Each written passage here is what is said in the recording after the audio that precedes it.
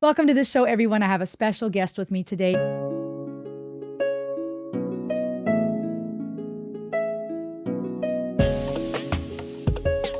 Robert Rees, who is a renowned psychotherapist, a couples therapist, works with patients with trauma, is a leadership coach, has a very extensive and very admirable resume. And I'm so honored you took the time to speak with me a bit today. Welcome, Robert. Thanks for having me, Rosalie. Nice to be here. Talk to me a bit before we dive into the whole conversation about therapy in a digital age.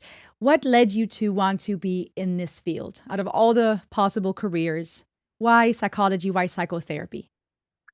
Well, for me, really, like many things in life, it's born out of personal experience. When I was in my teenage years, had a experience with a therapist, and I remember sitting there when I was sort of going through all of my various issues that were present at the time, thinking, what a nice job. What a very nice job. What a nice thing to do. And that sort of seedling stayed with me from a younger person.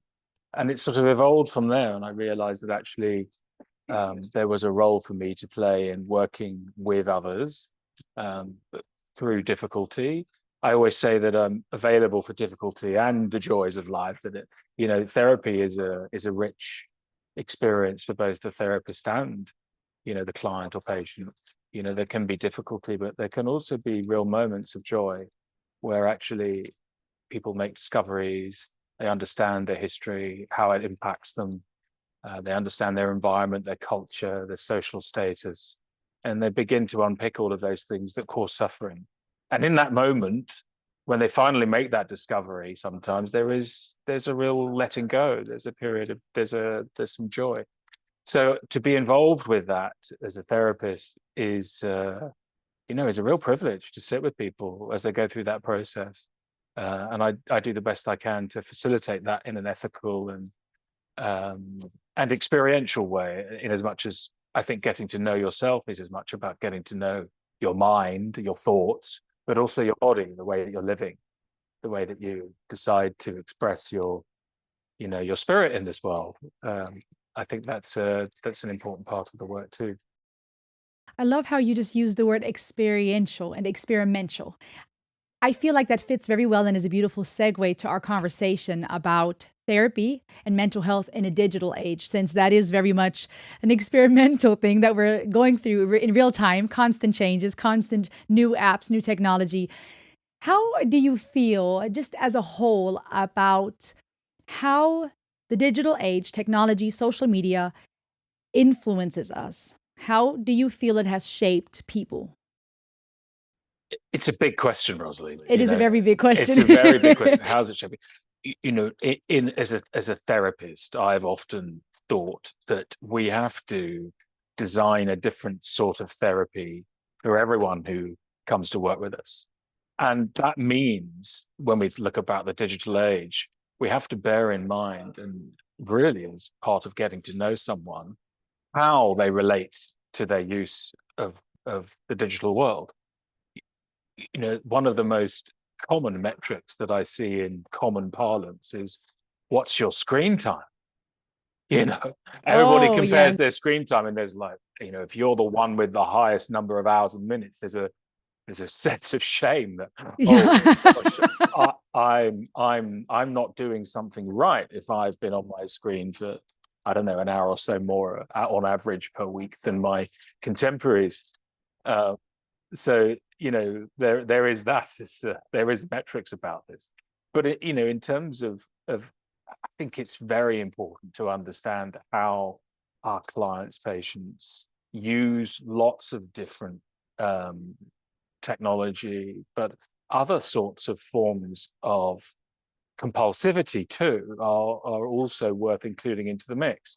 I'm not saying that everybody is compulsive with their technology, but if you think about your use of technology today, Rosalie, there's probably been times where in that sort of moment where there's a bit of spare time or a bit of time where you aren't immediately in something that is stimulating enough, we just sort of automatically pick up our phone.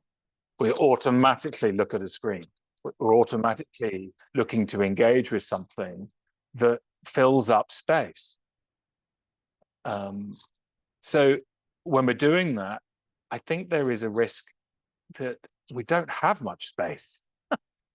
We don't have much space to be with ourselves and to integrate our experiences throughout the day, and and to get to know ourselves more intimately. I think it takes us out of ourselves. I'm going a bit off track there, but I think what is important to say is that it depends. And it depends on that person's use of social media, of AI, of consumption of any other sort of material might appear online. And if it starts to become something that may well have a degree of compulsivity around it, then it might be something that we might seek to address. I think, like many things that are have a higher degree of social acceptability, like maybe one or two drinks, or maybe a cigarette, or maybe I don't know, Netflix, or whatever it might be. There is a point where it becomes too much.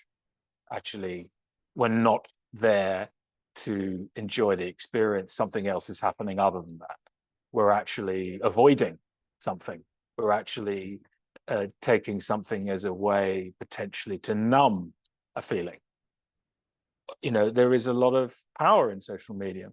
I would say that the sort of the opposite of that is actually there is a lot of information that's on there, that's in the outside world, that is helpful. There is a lot of psychoeducation out there that I think has made therapy really cut through to the general population, and people understand. I know people come and work with me, both when I'm an educator or as a therapist. They know a lot more than they did 15 years ago, So I think there's a really fantastic role for social media and technology in education. And we can reach audiences at scale. I mean, we were talking before we joined this today, I don't know how many users or subscribers you have, but we're reaching audiences at scale. And I think that's really valuable. Absolutely. I like how you brought it down to the common denominator that existed even pre the digital age, which is that too much of anything isn't good, right? You have any time in the history of humankind where things that are used to extremes cause harm, from, self-defense turning into now unnecessary violence and war, to, unhealthy habits with food or consumption, any topic we can think of. And I like it because it takes, for me at least, it takes away a little bit of that feeling of overwhelm that this topic is, and it brings it down to how is it being used, to what measure. Now, would you say that certain issues when it comes to mental health have changed or increased? You know how sometimes people say the anxiety is at an all-time high, or people are more now struggling with depression more than ever. Obviously, we know there's some empirical studies in that regard, but do you feel that that is an valid assessment in your experience? Do you think the constant use of phone, social media, news, the overstimulation we now have access to has added to that? Is there validity to this? Do you mean, I think has the potential to increase the intensity of a pathology. If you were, I don't know, scoring 7 in anxiety, I think there is a risk that that it can tip it out into sort of 8, 9, 10. I think there is a risk that that can happen. Again, it does depend on the person. In the adolescent sort of community, in that sort of younger person world, I think it can have profound effects on body image, on self-image, can have profound effects at that stage of life. It's not to say that it is the only stage of life where it has an effect, but it seems to me that definitely has a bearing there. In later life, I think that's also true to some extent. If we're looking at things on social media, what are we talking about? Very often, it's a proliferation of imagery. Yeah, and there is so much imagery that if you understand, how our brains are put together, I don't think we're really meant to see that many images that often. And I think it's not only what we're consuming, but it's the rate we're consuming this material. Like it's the rate of it. And I think, there's two ways of looking at it. There's this way that social media or technologies are helpful, and there's in other ways that they're unhelpful when they become too much or there's compulsivity around it. I really think that that's true. Um, to the extent that does that make a pre-existing condition worse? I think I'm going to come back to say I think it depends, but on balance, if you ask me, I don't see that I'm leaning too far towards it making a hell of a lot better. I think it's more likely, on balance, if there is a degree of compulsivity around and we're using it as a way to numb a feeling or to avoid something or to avoid a difficult conversation or to make a feeling of difficulty go away somehow, then I think, what are we saying here? Are we saying that we want people to avoid their feelings by being on social media more often? I don't think we're signing up for that, are we? No. No, No, no, absolutely no. not. Mm. Would you say that there are any is it possible to say there are certain pathologies, if not pathology issues when it comes to mental health that did not exist, that do now in our digital age? I think undoubtedly, but maybe it just hasn't found its way into the DSM yet.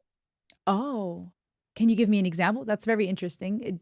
Is there something Well, I mean, specific you would if you look at a substance use disorder, you know, could you put there's the substance here, and I'm playing with words a bit here, but I could like there it.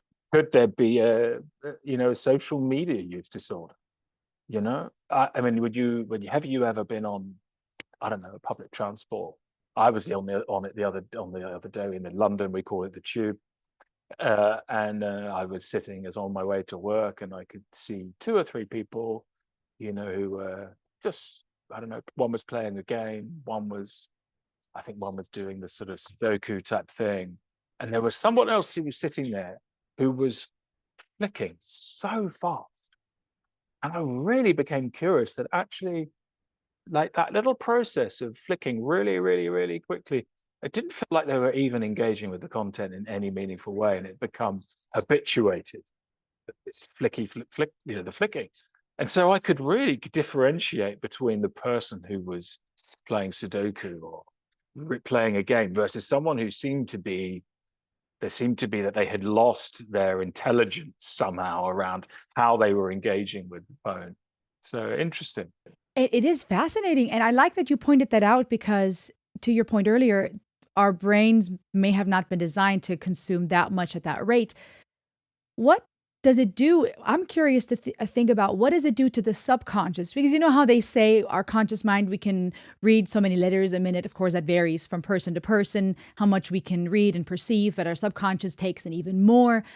What does that do for us as a holistic human being to have all that stimulation at all times?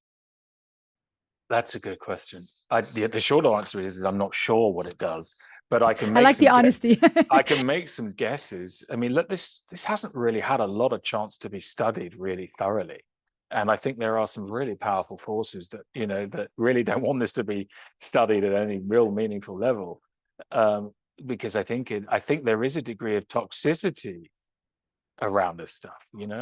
Our environments are becoming increasingly more toxic. There's a lot of interesting studies around this.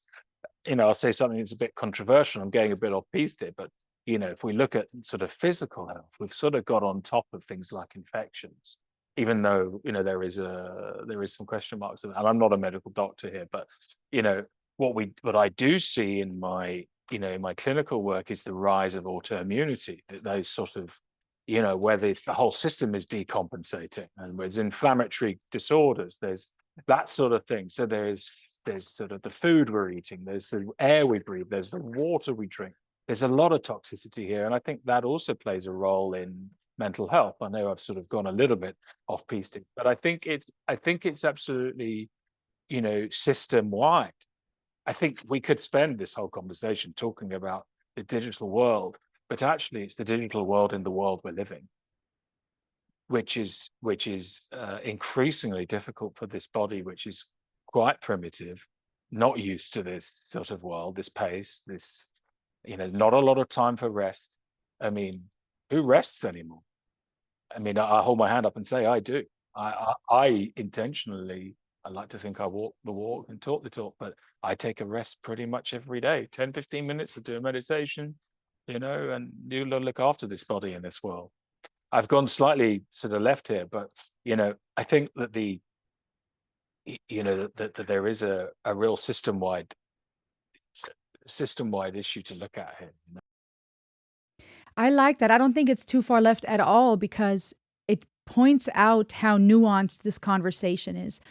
For me, I'm thinking when you speak of these things, I'm thinking of, for one, how our use of technology, the industrialization brings in elements that are harmful to the climate, to our environment, that now affect us physically. But then I think of the mental health ramifications and the subconscious we just discussed, and how that may or may not affect how we go about our day, right? I found it in myself, just personally speaking, that I may go about my day if I'm not present enough to myself, or I have not rested, as you just described, and now I'm feeling anxious.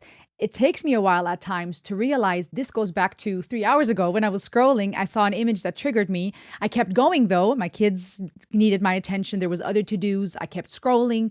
And I don't realize that it was actually that trigger, image, sound, or a combination of all of the above that now led me to operate subconsciously from a place of anxiety. And that, as we know, the mental state now affects my physical well-being, right? Not only the sensations of anxiety, but maybe a weakened immune system, and et cetera. And now the list just keeps going on, and it trickles ripple effect into the rest of my day, or how I now relate to others, et cetera. I like how you took the conversation there, because it again shows just how multi-layered this is. It is really not just, oh, well, 1 hour is fine, 3 hours, oh no, is fascinating. I appreciate the honesty. Well, I think that you know, the way that we use the word subconscious means that we have very little awareness about the effects that is necessarily happening. But what we can see is you know, what happens around it when the way that you just quite artfully described, Rosalie, is that it can alter our behavior. you know if you think about our system of memory, which is both something that we can access in a conversation here. If I said to you, what did you have for breakfast, you could go, oh, I don't know, I had oatmeal or fruit or whatever it might be. When it comes to memory that is, I don't know, trauma based, that is situationally based, that is somatically based, this imagery um can set off some of the somatic responses, some of the nervous system dysregulation that we see that is characteristic of trauma symptoms, can set that off. So if someone is arriving with into clinic, or is sitting here listening to this conversation, the images do have an effect. Just because you scroll past them, just because they've gone from the screen, has that actually gone from you? If you look at, I gave a talk the other day on working in the body with people that are suffering with symptoms of trauma. Everything in a traumatic situation, everything is going in all of the time. Whether or not it gets filed away properly and as a proper memory is, often where the issues start to occur. But here, look, I mean, what you're saying is really interesting, Rosalie. Is all of this imagery going in all of the time? Whether we like it or not, is it going in all the time? And to be honest with you, Robert, that's the part that sometimes is disheartening, because I know that the companies pushing out that content, creators aside that are just trying to ride the algorithm and create content that will receive views and therefore money, the organizations, corporations that are literally studying psychology and human needs, etc., that know what to push out to push those triggers. It feels like a machine that's working against us when it comes to mental health. I'll give an example. Even for someone with trauma, we're scrolling through our phone, and where to a layman's eye, this ad on skincare that popped up because you were talking to someone about skincare, oddly enough, is just another advertisement. These companies study what people need, what they relate to, right? So say a woman comes across this who has existential fears, right? She's getting older, wrinkles are appearing. These companies know how to advertise this to not only be an exciting product, but to meet a core need. Again, surface level beauty in this example, defying age. But if this is someone with a mental struggle, with trauma, and now this specific image of this particular woman or this, the way they worded it is triggering, I feel sometimes a little disheartened looking at the machine, for lack of a better word, because it's designed to keep us thinking there's something wrong, to keep us thinking, I need this product, or I should look this way, or I should speak this way, or um, I should have these things, right? The entire system of social media is monetized off of views and engagement.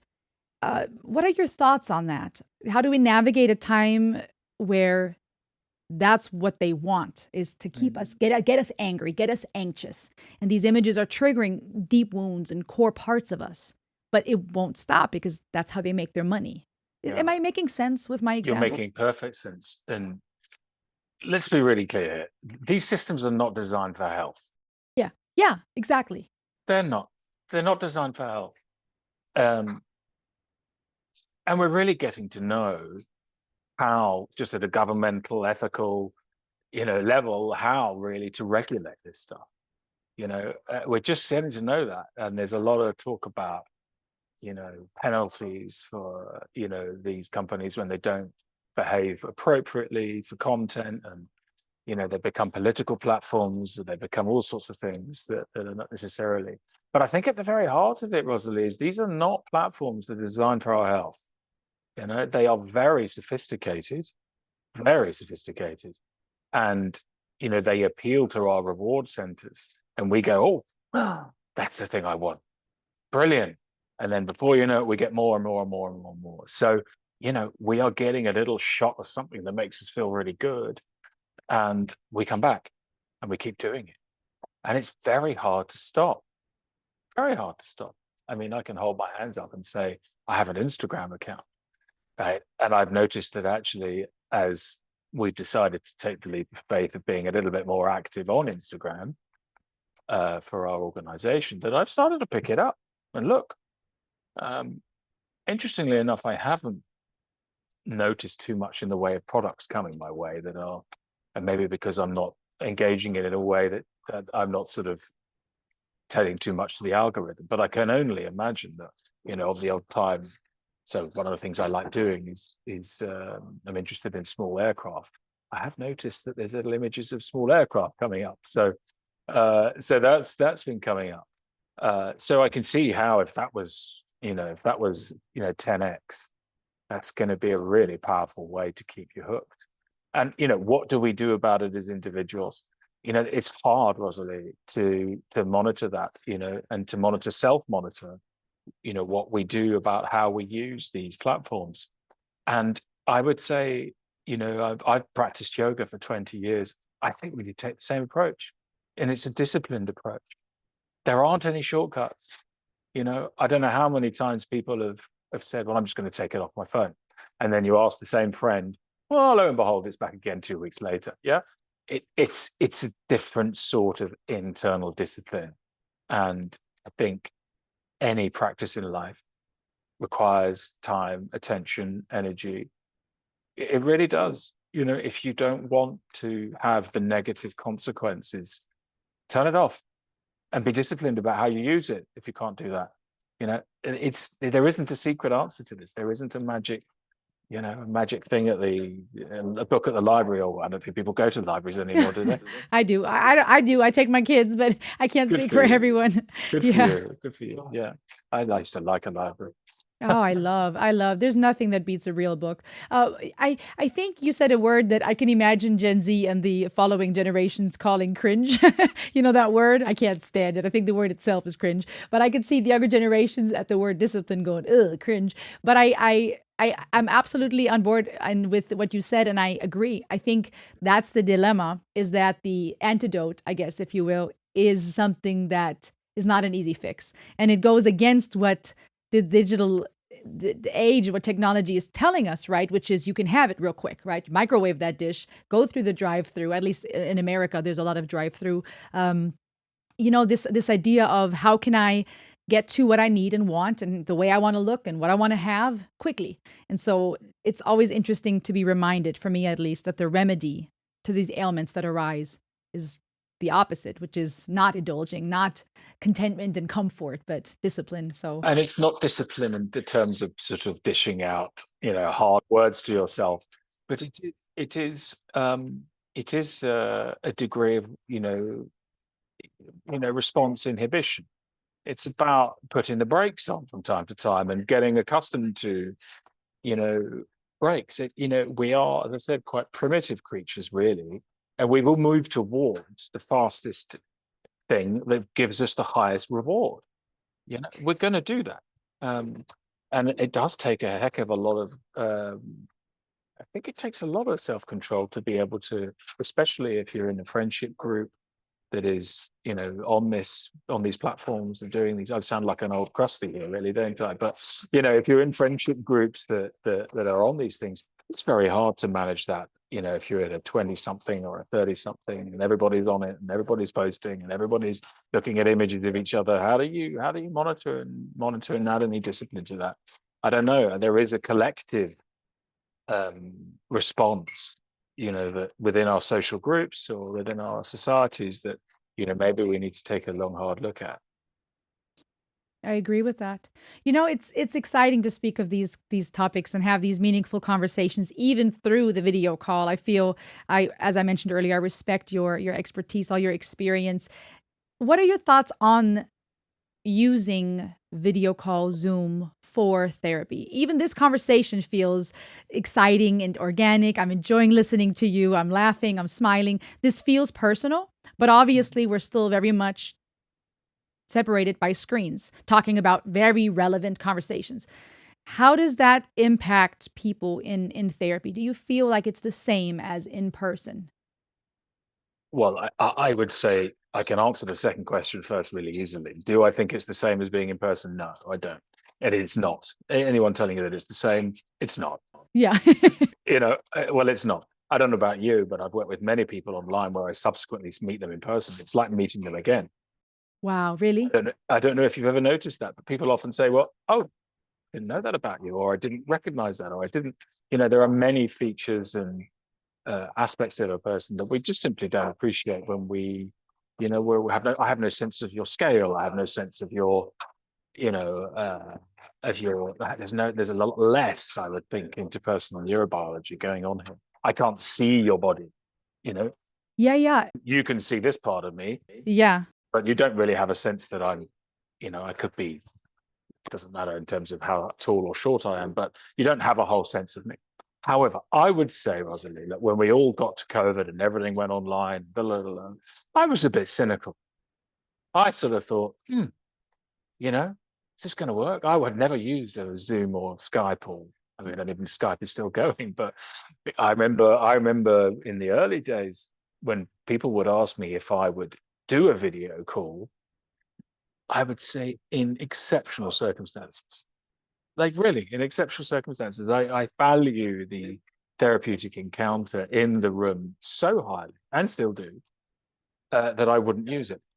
Look, there's nothing like duress to give you an experience and maybe help you to, maybe soften on something. I would say I have been very surprised at how effective therapy has been over Zoom. I have seen, I mean, I don't know how many, but let's call it tens, hundreds of clients on Zoom, and I think it can be very effective. I really do. Um, and as I said, I was surprised by just how effective, therapy over Zoom can be. I think there are some conditions that make it more or less effective, and I know that's something that you might be interested to talk a little bit about. But I think there are some conditions. I think it takes. Should we go straight into that, or do you?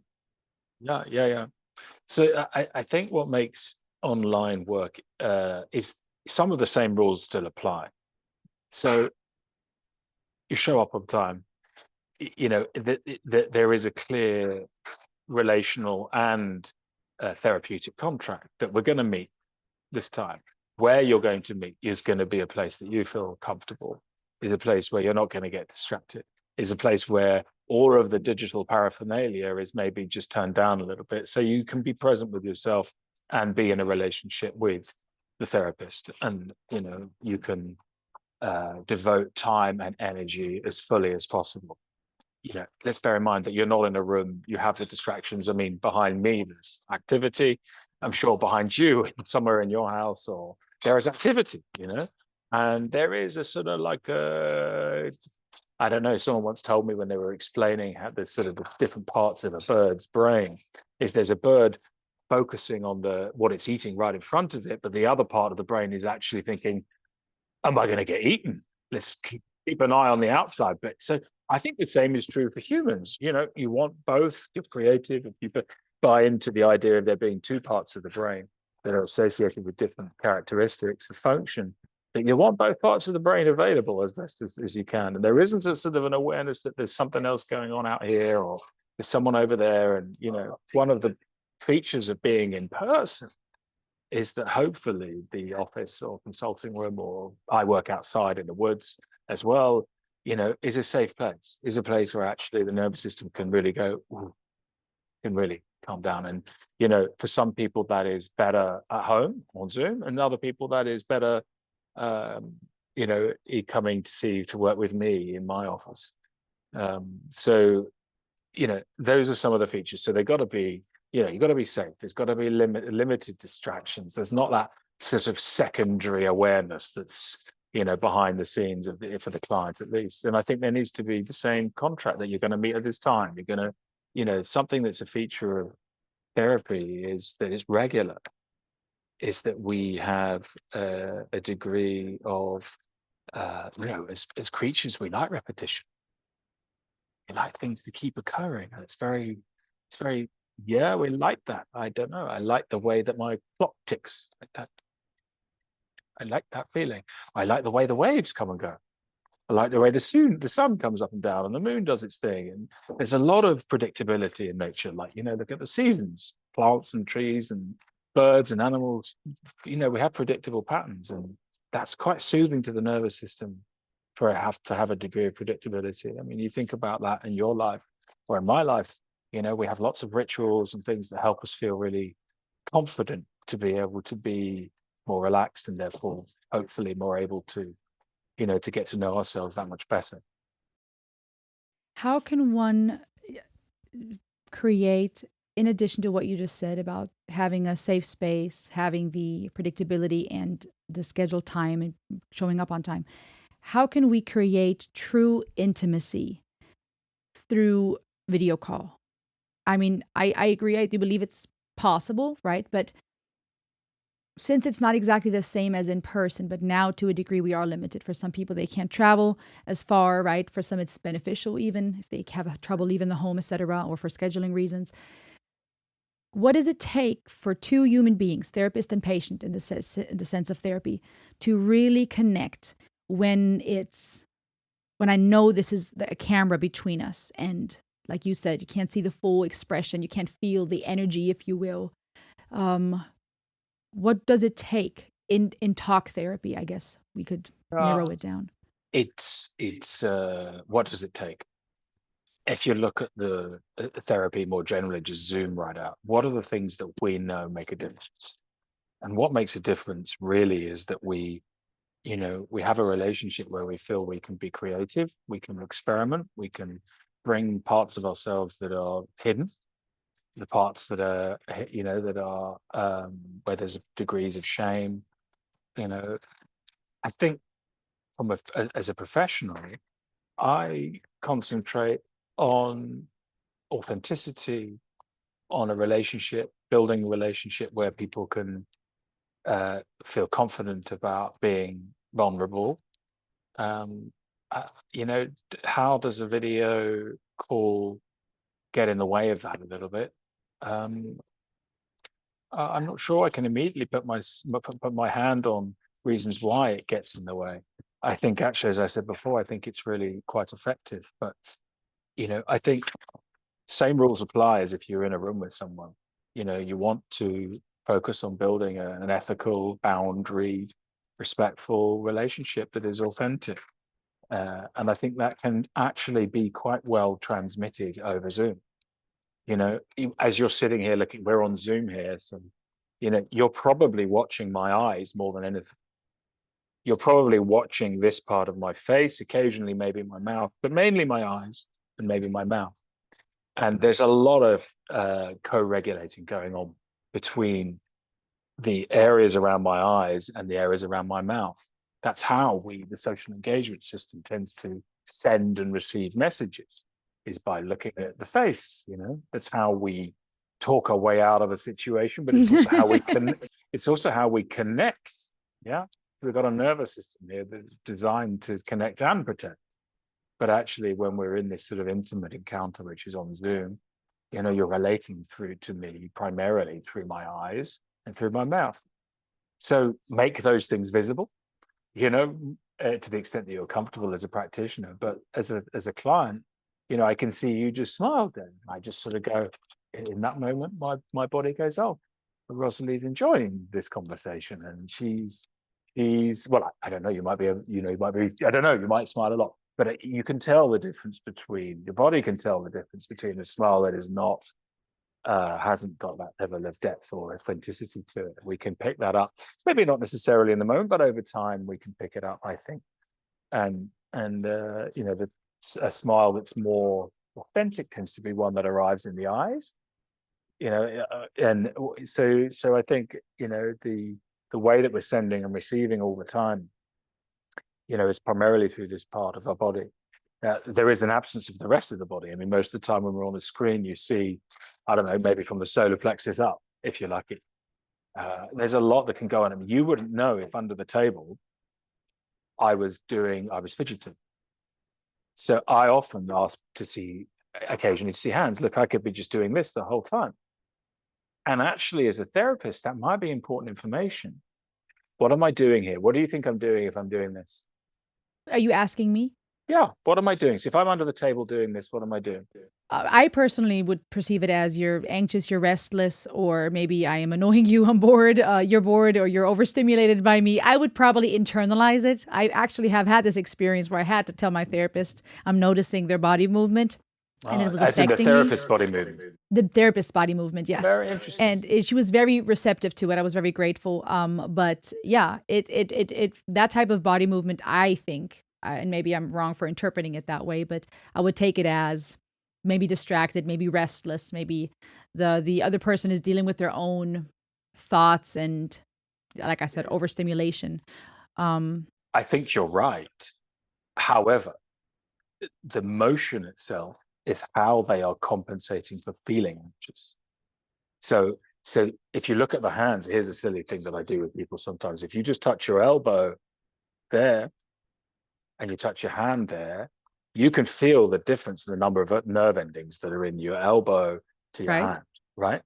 So we soothe ourselves by touching places in our bodies that have a lot of nerve endings.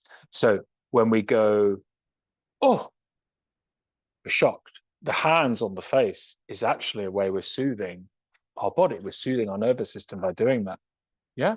Or if we go, oh, here, the vagus nerve travels behind the sternum here. So we're actually soothing ourselves here. Yeah. Vagus nerves attached to the parasympathetic branch. Or we might sort of, I don't know, we might go like this, might go like this, or like this, Yeah. Soothing Oh, ourselves. yeah. Oh, yeah. So all of these motions are ways that we're choosing to regulate ourselves. And maybe, does that translate as well across video? Don't know. I mean, how many people have you seen that are jiggling their foot? I could be bouncing my knee here and you wouldn't see it. So you might miss something that is really quite, maybe quite important in understanding the way that client manages their own body, manages their own nervous system, That is true. You mentioned how the eyes and the face are a big, important factor, of course, in addition to the body language you just described. Since that goes away, if we're talking text therapy, do you think that completely disqualifies text therapy from being an effective form thereof, or are there still benefits to it? I think I'm going to come at this as a bit of a newbie. I don't think I've ever worked with anyone on text. So this is a dimension of therapy that I know does happen. I know does happen. And I actually think it's a generational thing as well. I think there is, I think the sort of, to use a business idea, the sort of the market speaks to you, doesn't it? If there are people that want it and the people that get something from it, then there must be some benefit. Or else one would wonder that, why are they necessarily using it? Would you agree with that, Rosalie? I think so. I just don't know if the fact that there is a market for it means that it's healthy. I mean, I'll use. No, I meant as in the market speaks, as in, Oh, is I see. yeah, you said the market speaks to you, not that there is a market for it, that it's ethical or effective. Oh, I see. I'm I see. saying You're that not. actually, if it didn't have some degree of effect, Oh, there's an yes. argument. Oh, yes. Oh, yes. I apologize. I misunderstood the question. Yes. If there's a market for it, then yes, there's some type of need. And I do see it, why the need exists. I think that's very much, as you said, a generational thing. The generation that doesn't really take phone calls anymore, the generation that prefers text and doesn't have time for video calls, or even a generation, I call it the swulcher, the swipe culture, that is so used to getting a The quick swatch. fix. Yeah. That is so used to getting a quick fix that a quick affirming text message might get them that little dopamine fix that they needed to make it through the day. Um, Yeah. and, a convenience, a generation that looks for convenience, a quick little fix, maybe a quick little shot of affirmation, kindness, empathy, via text. I do think that there's a market for it. So, yes, I agree with you. I'm curious, however, as to if it's not reinforcing, if it's not managing symptoms versus dealing with the underlying wound. Yeah. Because I think that's right. Yeah, I think that's right. because it'll feel good. I mean, if someone can tell me if I'm very anxious real quick, what I need to hear, that's wonderful. But I'm increasingly, even in my own life, longing for in-depth healing, for wounds that will not just go away by going through a few weeks of talking about symptoms and getting some support on breathing techniques and journaling. To be quite frank, sometimes it's tiring to hear, do this if you're anxious, take time for you. Those are wonderful things, and I'm grateful for that type of feedback, but some of the wounds just go deeper. Um, I think, Rosalie, there is complexity here. Um, it does speak to readiness. You know, I think, if you take a sort of a psychospiritual approach, there is an argument to say that, sometimes people need to get so low or suffer so much that actually takes them to something deeper. There is a sort of an awakening process that can often happen. And sometimes people arrive in my office and they'll say, I don't know why I'm here, but, and I might say, well, there's some part of you that does know, might not be conscious. When, there is some part, your body's walked you from the tube station to my office. So, yeah. there's obviously some reason why you're here. They end up being quite glad that their body has brought them there, even though it might be frightening and difficult. So I think, there's an argument here about whether or not people are ready to do that work. I think, that depth work can be quite a long process, Rosalie, to the point to which you're ready to do that. So is there an argument to say that there are, sort of services that as helpers we can helping those in the helping profession rather, that may well, the question mark is, does that maintain them in that way and actually prevents them from moving towards something that might be more beneficial? But, we have all sorts of social issues. There's, therapy for depth usually requires time, usually requires a level of income that can support that. And so, if people aren't there and there isn't a means to do it, then then maybe there is an argument to say that actually some relief from symptoms right here right now is what we can do right here right now. You spoke on something I find very interesting when it comes to those who have the time and the income to afford the in-depth therapy. I think to the point of text therapy, there is also a market for these, and I won't name any by name, but there are these companies. I don't know about in the UK, but here in the States that are popping up, and they're marketing themselves for an audience that cannot necessarily afford therapy usually. And they are marketing themselves from the perspective of you can I'm going to just simplify it, but you can swipe until you find the right therapist, right? You can keep changing therapists until you find the fit for you. And there's Mm. questionnaires until you can, where you get matched with someone. What are your thoughts on that concept, on this idea of we'll match you with someone? If this doesn't work for you, you can keep requesting someone new until you find your perfect therapist. It's a really good question because I see this happening in the UK, and I think there is undoubtedly some value in people getting some level of service for, and if it's effective, it's ethical, and the therapist is working from a code of ethics, you know, and we're not in any breach of any code of ethics, and we're not, working in service to the client, etc. you know, I don't see that there is an issue with a process where you go through a matching process to find someone who, that fits with you. I mean, it's not dissimilar to what might do it might happen anyway without that service, that we might look up on a website and we see someone there and we, okay, I have a session there and didn't like that. And then we go to the next one, didn't like that. And then we go to the Been next. there, done So that. yeah, exactly right. Exactly Yeah. right.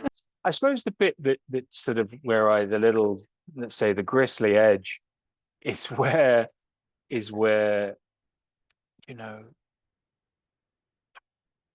there's a commoditization here, I think, is that, that I think makes me feel a little bit uncomfortable. To get the best out of therapy, we have to overcome relational moments where things aren't easy. Yeah. And what are we signing up for if we want this sort of perfect therapy? I mean, does that thing even exist? Is there a perfect therapist? I mean, I'm not sure I'd want a perfect therapist. In fact, actually, what I want is an imperfect therapist. I want someone who is prepared to show me their edges and who's prepared to talk through, relational disturbance in a meaningful way. And, you know, I don't, in my career, try not to create more unfinished business. If you could just say that everything that comes to a therapist is just unfinished business. Trauma is unfinished business. Relationships that break up, I don't know, it's unfinished business, right? As a general statement, I try not to create more unfinished business. And so, it's why I end well. When we come to an end, if it's been someone I've been working for 10 years or 6 months, we'll have a good conversation about ending. Well, what's happening here? Like, how comes now?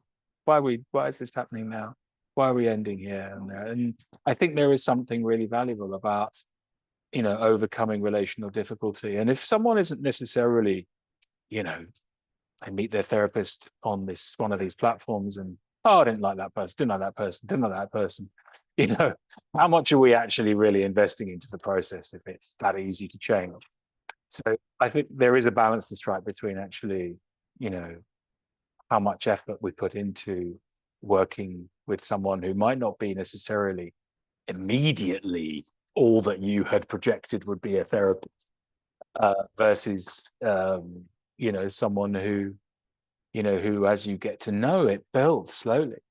I don't know about you, to say one thing on this. Some of the best friends I made were people that actually originally I thought, oh, not sure if I'm quite there. Do you know what I mean, Yeah. Rosalie? Yeah, Yeah. yeah. Yeah, Yeah. and I think, in some ways there is maybe a parallel with therapies, therapists rather, getting to know a therapist, even though we're not necessarily disclosing too much about ourselves, we can learn to get more comfortable, and actually there can be some real value in it. So I think, coming to your question about, what my view is on these things, I think the process of selection, definitely there is some value in, maybe having a bit of help in that. That could be a good thing if you want someone who's got a certain level of accreditation or has specialism in a certain area, or get some sort of gender-based decision or context, culture, whatever it might be. I think there's certainly some value in that. I think the bit, as I said, the gristly edge for me is like, are we, making this so easy to change that actually we never really invest in the relationship in the first place? Mm, that's very well said. If there's no time invested, there's no intimacy, and I suppose that's where the real work and the healing happens. Giving something enough time to actually become vulnerable. And that takes time. Yeah, I agree. You said something interesting that it leads me to one of my second to last question, if that's all right with you. You spoke on not necessarily wanting a perfect therapist, right? You want to see the vulnerability, humanity. What are your thoughts on AI therapy?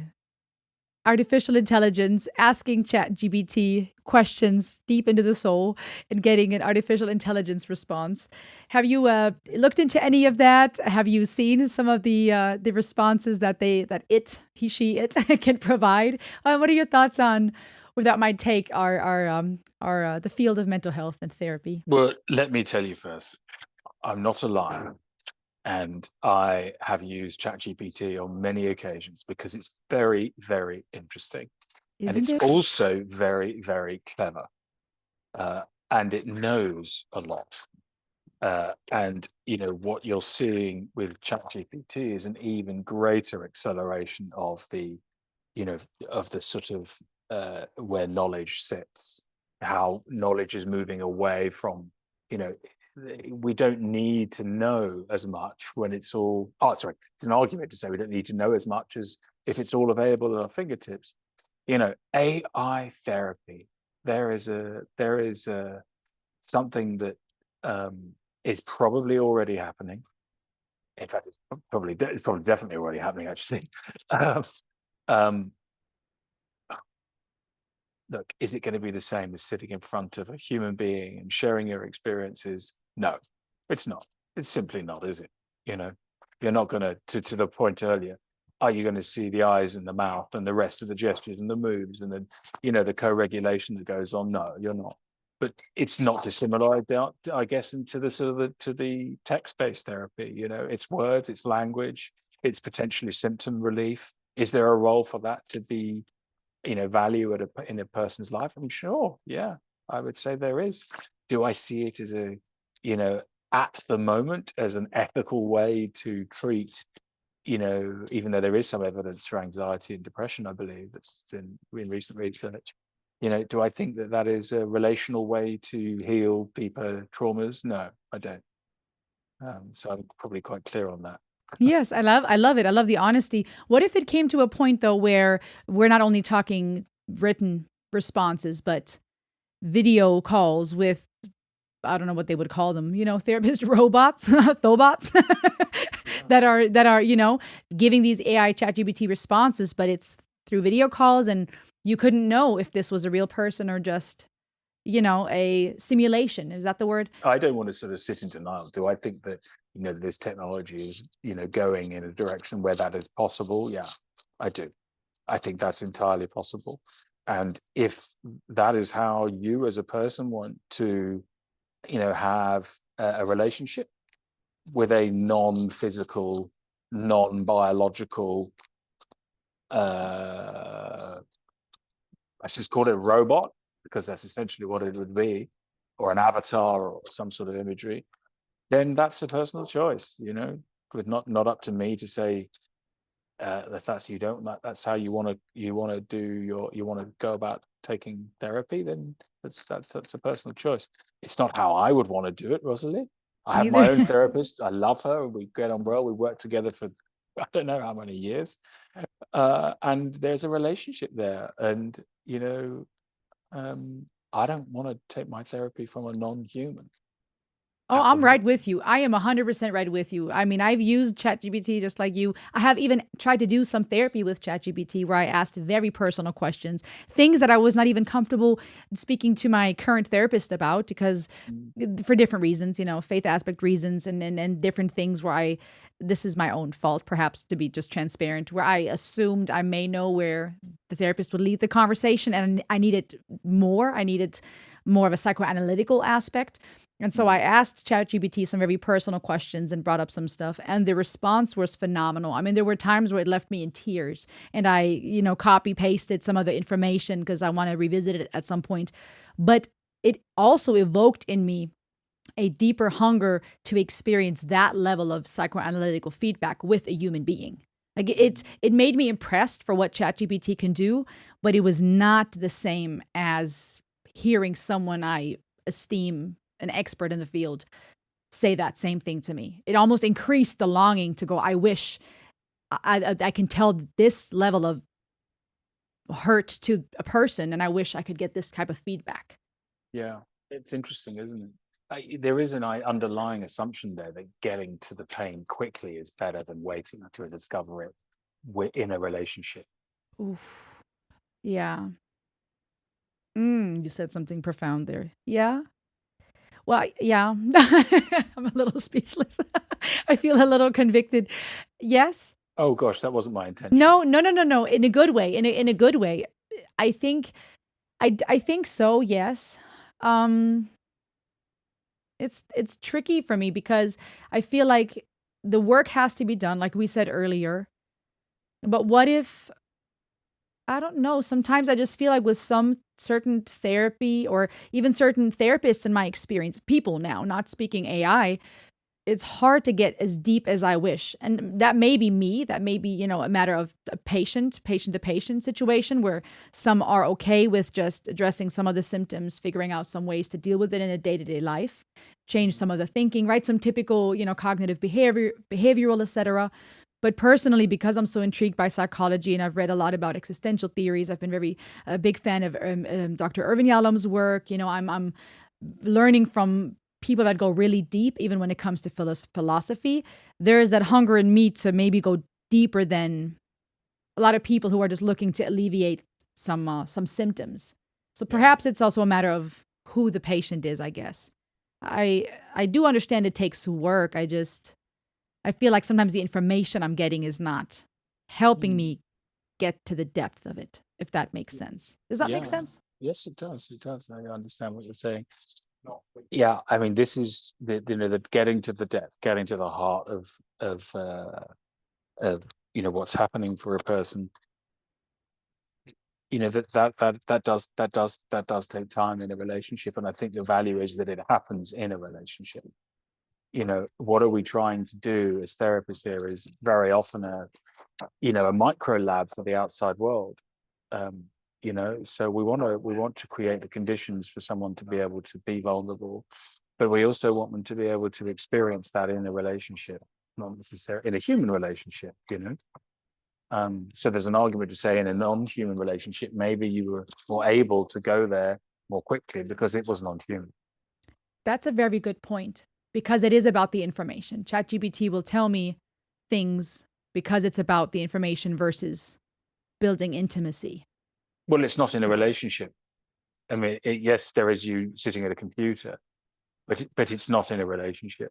And I'm sure, things are harder in a relationship.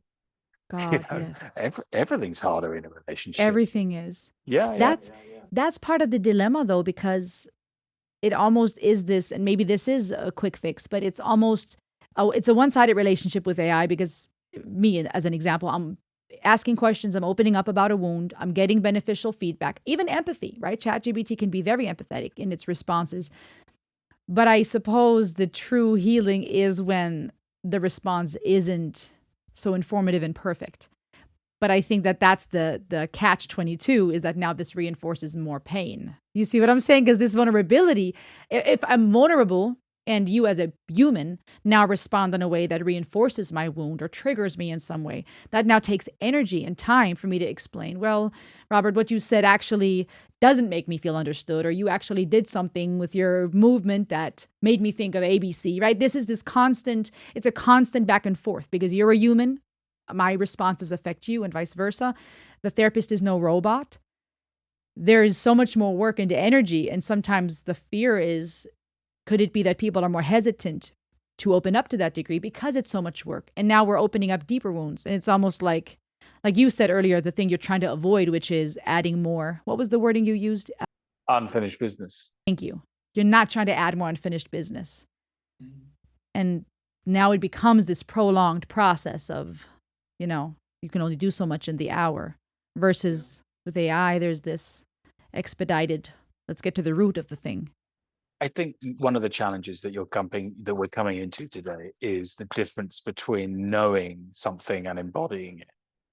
Like ChatGPT tells us the knowledge, gives us the information, the language Okay. about it, and it makes assumptions about ourselves. But are we actually embodying that, within a relationship? Or, are we actually, there is a one channel that we receive the world is through language and information, but there are many others. There are many others, and I don't believe that necessarily knowing something is the same as sensing someone or something, or feeling something. The difference between knowing I'm safe doesn't mean I feel particularly safe. I know I'm safe in my surroundings here, but you know, something might make me feel really jumpy, even though I'm safe. I know it, I Yeah, don't yeah. feel it in my body. There is the distinction, I think, maybe with what you're getting at there. I like that. I appreciate you allowing me to get deeper into the what do they say, the nitty-gritty, the bones of it.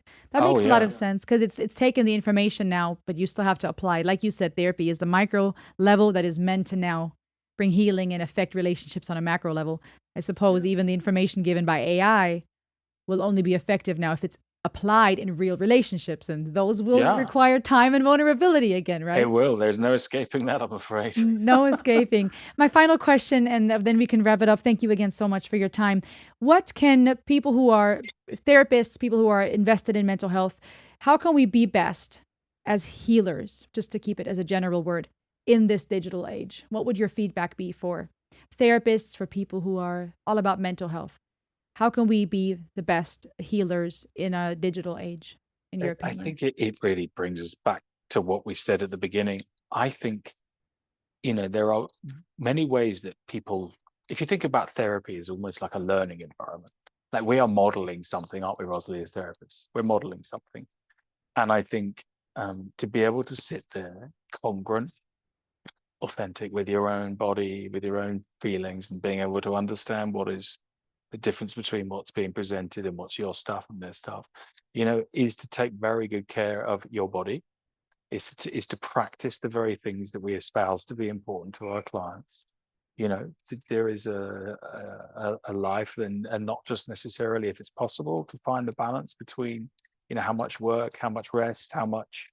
I think it starts in the body. I think you've got to take care of this incredible system that we have and not take it for granted. So I am someone that when I work with other therapists as a supervisor, one of the questions that is interesting is, how does our self-care affect our competence as therapists? How does our ability to look after ourselves actually affect our effectiveness as clinicians? You know, I Wow, think that's true. that's very good.